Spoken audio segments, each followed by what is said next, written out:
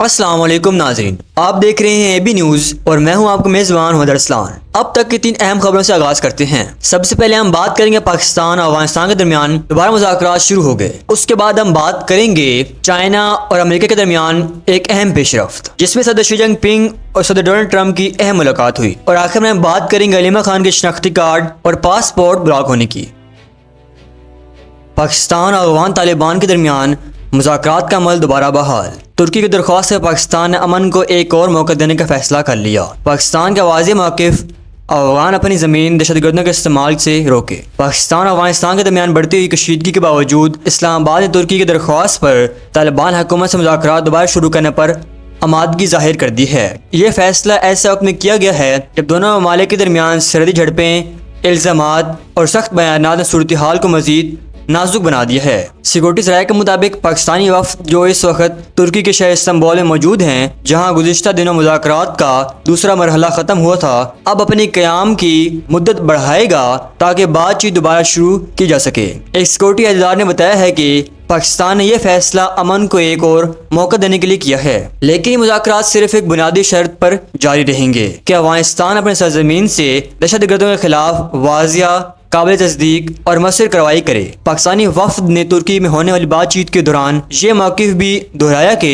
افغان سرزمین کسی بھی صورت پاکستان کے خلاف استعمال نہیں ہونے دیا جائے۔ گزشتہ چند ہفتوں سے پاکستان اور افغانستان کے تعلقات میں شدید تناؤ دیکھا جا رہا ہے۔ دونوں ممالک کے درمیان سرحدی جھڑپیں، جوابی بیانات اور الزامات کا سلسلہ جاری ہے۔ پہلا دور مذاکرات قطر اور ترکی کے مشترکہ ثالثی میں 18 اور 19 اکتوبر کو دوحہ میں ہوا تھا۔ اس دوران فریقین نے 48 گھنٹے کی جنگ بندی پر اتفاق کیا تھا، لیکن چند روز بعد استنبول میں ہونے والا دوسرا دور کسی نتیجے کے بغیر ختم ہو گیا تھا۔ پاکستان کے وزیر اطلاعات عطا اللہ تارڑ نے بھی بدھ کی روز تصدیق کی تھی کہ 4 روزہ بات چیت کے باوجود کوئی قابل عمل حل سامنے نہیں آیا۔ اس ناکامی کے بعد وزیر دفاع خواجہ آصف نے سخت موقف اپنایا۔ انہوں نے واضح کیا کہ اگر دہشت گرد حملے جاری رہے تو پاکستان افغانستان کے اندر گہرائی تک کارروائی کرنے سے نہیں ہچکچائے گا۔ انہوں نے بتایا کہ مذاکرات کے دوران افغان طالبان نے خود تسلیم کیا کہ ٹی ٹی پی یعنی تحریک طالبان پاکستان ان کے ملک سے حملے کرتی ہے، لیکن وہ اس بات کو تحریری طور پر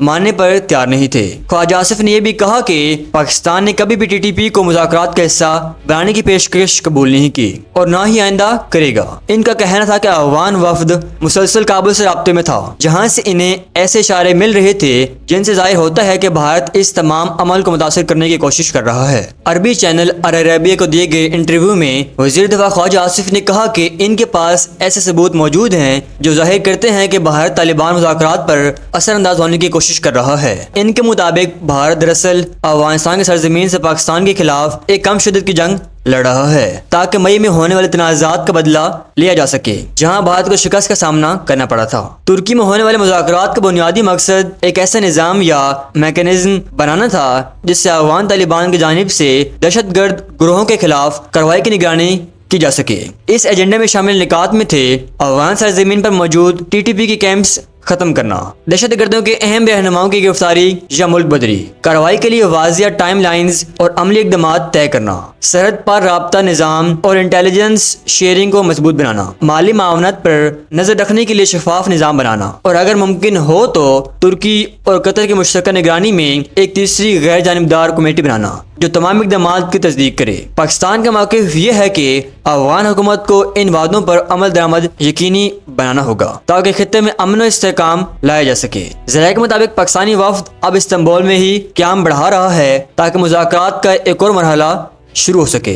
اسلام آباد کی پالیسی واضح ہے، امن چاہتے ہیں لیکن دہشت گردی کی صورت برداشت نہیں کریں گے۔ پاکستان نے اس بات پر زور دیا کہ افغان طالبان اگر سنجیدگی سے قدم اٹھائے تو دوبارہ بہتر ہو سکتے ہیں۔ آپ کے خیال میں کیا پاکستان کو مذاکرات جاری رکھنی چاہیے یا دہشت گردی کے خلاف سخت کارروائی ہی واحد حل ہے؟ اپنی رائے کمنٹس میں ضرور دیں۔ امریکہ اور چین کے درمیان تجارتی معاہدے طے پا گئے۔ صدر ڈونلڈ ٹرمپ اور صدر شی جن پنگ کی ملاقات کے بعد اہم پیش رفت۔ امریکی صدر ڈونلڈ ٹرمپ نے کہا ہے کہ چین کے ساتھ ایک تجارتی معاہدہ طے پا گیا ہے جس کے تحت دونوں ممالک نے محصولات میں کمی پر اتفاق کیا ہے۔ ٹرمپ کے مطابق اس معاہدے کے بدلے چین نے امریکی سوبین کی خریداری دوبارہ شروع کرنے، نایاب دھاتوں کی برآمدات جاری رکھنے اور نشہ آور دوا فینٹینائل کی غیر قانونی تجارت پر سخت کارروائی کی یقین دہانی کرائی ہے۔ یہ ملاقات جنوبی کوریا کے شہر بوسان میں ہوئی، جہاں دونوں رہنماؤں نے تقریباً 2 گھنٹے تک تفصیلی بات چیت کی۔ یہ ان کی 2019 کے بعد پہلی براہ راست ملاقات تھی۔ ٹرمپ نے ملاقات کے بعد میڈیا سے گفتگو کرتے ہوئے کہا کہ یہ ایک بڑی کامیابی ہے، اور انہوں نے بتایا کہ وہ اپریل میں چین کا دورہ کریں گے، جبکہ صدر شی جن پنگ بعد میں امریکہ کا دورہ کریں گے۔ ٹرمپ نے مزید کہا یہ معاہدہ 1 سال کے لیے ہوگا، جسے ہر سال دوبارہ طے کیا جا سکے گا۔ انہوں نے صدر شی جن پنگ کو ایک مضبوط اور سمجھدار لیڈرز قرار دیا۔ اس اعلان کے بعد چینی اسٹاک مارکیٹ میں تیزی دیکھی گئی اور چینی کرنسی یوان کی قدر بھی بڑھ گئی، جبکہ عالمی اسٹاک مارکیٹس میں بھی مثبت رجحان رپورٹ ہوا۔ ماہرین کے مطابق یہ معاہدہ امریکہ اور چین کے درمیان جاری تجارتی کشیدگی میں ایک اہم کمی کا باعث بن سکتا ہے، تاہم ابھی دیکھنا یہ ہے کہ یہ مفاہمت کب تک برقرار رہتی ہے۔ صدر ٹرمپ کا کہنا ہے کہ یہ معاہدہ دنیا کے لیے بھی فائدہ مند ہوگا، جبکہ چائنا کی لیڈرشپ نے اسے باہمی احترام پر مبنی نئے دور کی شروعات قرار دیا۔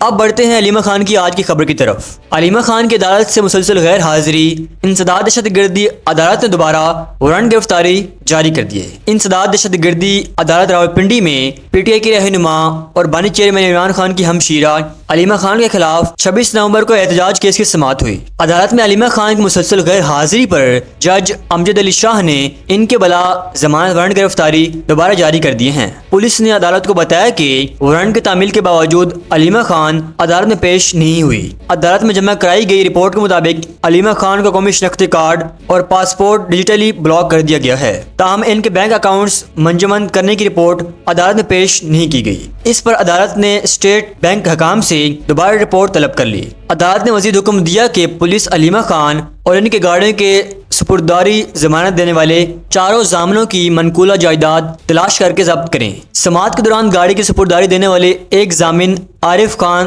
عدالت میں پیش ہوئے اور موقف اختیار کیا گیا کہ ان کے پاس نہ رقم ہے نہ کوئی پراپرٹی، جس پر عدالت نے انہیں گرفتار کر کے جیل بھیجنے کا حکم دے دیا۔ استغاثہ کے گواہان عدالت میں موجود تھے، تاہم ملزمان اور وکلاء صفائی کی غیر حاضری کے باعث شہادت کلمند نہ ہو سکی۔ عدالت نے کیس کی مزید سماعت 3 نومبر تک ملتوی کر دی۔ علیمہ خان کی بار بار غیر حاضری اور عدالتی احکامات پر عمل نہ ہونے کے بعد کیس کی حساسیت میں مزید اضافہ ہو گیا ہے، جبکہ عدالت نے واضح کر دیا ہے کہ اگلی سماعت پر پیشی ہر صورت یقینی بنائی جائے۔ یہ تھی اب تک کی مکمل تفصیل۔ جیسے ہی مزید خبریں آئیں گی ہم آپ کو آگاہ کریں گے۔ ملتے ہیں اگلی خبر میں۔